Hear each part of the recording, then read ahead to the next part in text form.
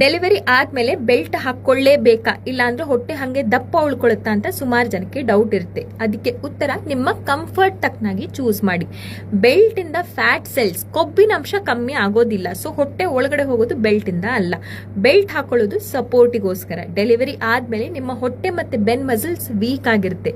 So ನಡೆಯೋವಾಗ, ತಿರ್ಗೋವಾಗ ಅಥವಾ ಬೇಬಿಗೆ feeding ಮಾಡುವಾಗ belt ಇಂದ ಒಂದು ಸಪೋರ್ಟ್ ಸಿಗುತ್ತೆ. ಪ್ಲಸ್ ಸಿಸೇರಿಯನ್ ಸೆಕ್ಷನ್ ಏನಾದ್ರೂ ಆಗಿದ್ರೆ ಬೆಲ್ಟ್ ನಿಮ್ಮ ಗಾಯದ ಮೇಲೆ ಕೂತ್ಕೊಳ್ಳೋದ್ರಿಂದ ಅಲ್ಲೂ ಕೂಡ ನಿಮ್ಗೆ ಸಪೋರ್ಟ್ ಸಿಗುತ್ತೆ. ಯಾವಾಗ ಹಾಕೋಬೇಕು? ಇಡೀ ದಿನ ಹಾಕೊಳ್ಳೋ ಅಗತ್ಯ ಇಲ್ಲ. ಜಾಸ್ತಿ ಮೂವ್ಮೆಂಟ್ ಯಾವಾಗ ಮಾಡ್ತಾ ಇದ್ರಿ, 1-2-3 ಅವರ್ಸ್ ಹಿಂದಡೆ ಹಾಕೊಂಡ್ರೆ ಸಾಕು.